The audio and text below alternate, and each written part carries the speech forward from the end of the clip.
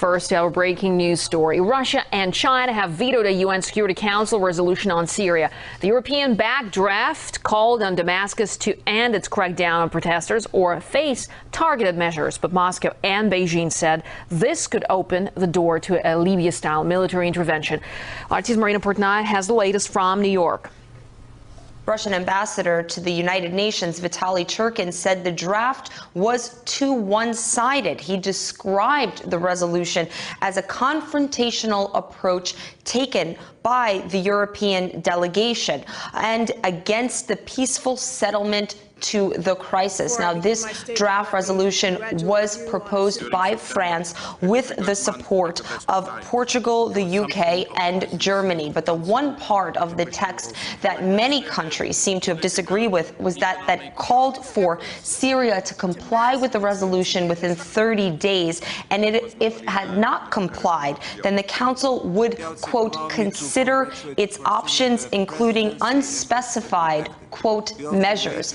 Many council members, including China, Russia, Brazil, South Africa, interpreted these vague terms as leaving the door open to sanctions. Now, of course, Russia is one of many countries that has been opposed to international sanctions against Syria. Ambassador Churkin says Moscow believes the violence should be stopped through internal reforms and political dialogue, not external sanctions or military intervention, such as the case of Libya. The draft resolution, which was not passed today, was based on an entirely different philosophy, the philosophy of confrontation. We cannot agree with its one-sided accusations against Damascus. We believe the threat of implementing sanctions against the Syrian government is unacceptable. This approach contradicts the principle of a peaceful settlement of the crisis based on a common Syrian national dialogue.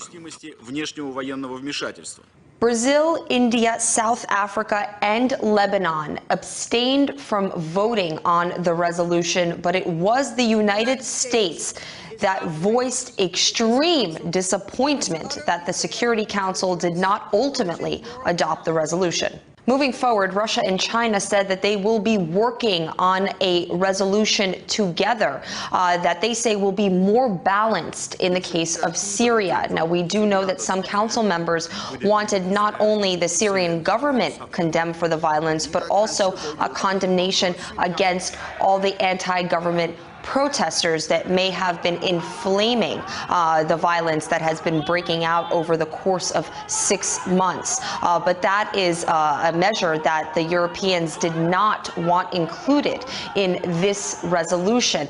Brazil had noted that had the sponsors waited a little bit longer before a vote was called, divisions could have possibly been bridged within the Security Council. But as mentioned, Russia and China said that they will move forward to try to come up with a more balanced resolution on Syria. Marina Portnoy reporting there from New York. Now, the veto by Russia and China follows 3 months of heated debate in New York. The disagreement has split the Security Council, but Moscow is certain its actions were justified.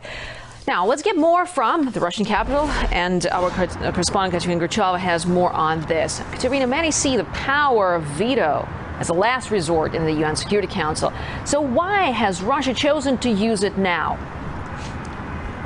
Good morning, Marina. Well, actually, it's a rare case of Russia using its veto at the UN.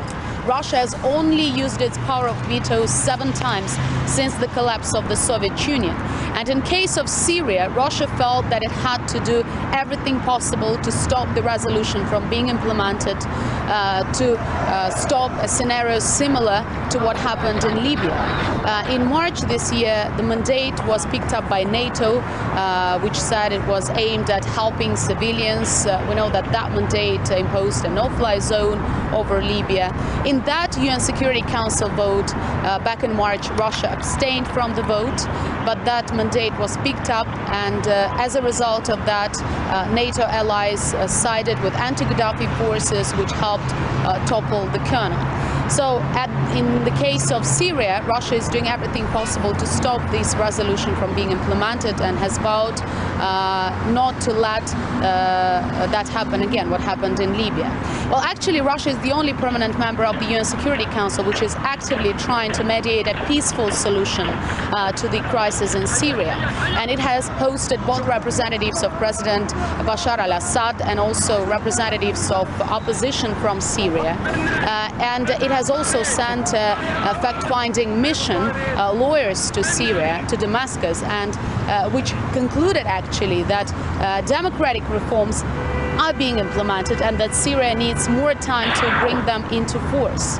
Well, meanwhile, this issue, the whole issue of resolution in Syria was raised after, since March this year, over 2.5 people have been reportedly killed in violent crackdowns on anti-government protesters. Official Damascus claims that those are saboteurs who have killed hundreds of officers, and that's why Damascus is now trying to resist them. But Moscow still stands at the point that a one-sided approach could only make matters worse. We know that the US and its Western allies have already imposed a set of sanctions aimed against President Bashar al-Assad, but Moscow says it will only fuel the crisis in the country and it will send a biased message for the opposition to keep fighting.